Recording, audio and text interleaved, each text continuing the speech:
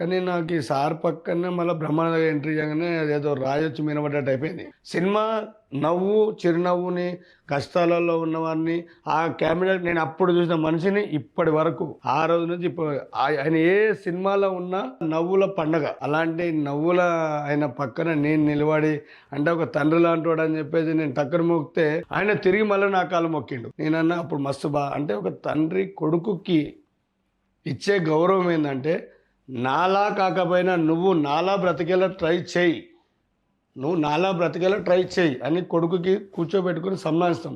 ఆ పిల్లలకు తెలియదు ఆ బాధ, ఎందుకంటే తండ్రి లోపల ఏముందనేది తెలియదు. అది ఆయన దగ్గర ఒక కొడుకులాగా నన్ను ఆదరించి ముద్దు పెట్టిండంటే, ఈ కొడుకు కూడా ఆయన కొడుకే అనేది అక్కడ మొత్తం అంత పీజీలు ఏరిపోయి మాటలు వస్తలేవు నాకు. అన్న పక్కన ఉన్న అనేది ఒక టెన్షన్ ఉంది. ఎదురుగా మీడియా మిత్రులందరూ కనబడుతున్నారు. శివాల శివన్న ఈరోజు వచ్చిన వాళ్ళ ఆనందం తట్టుకోలేక వాళ్ళ ఈలలు గోలలు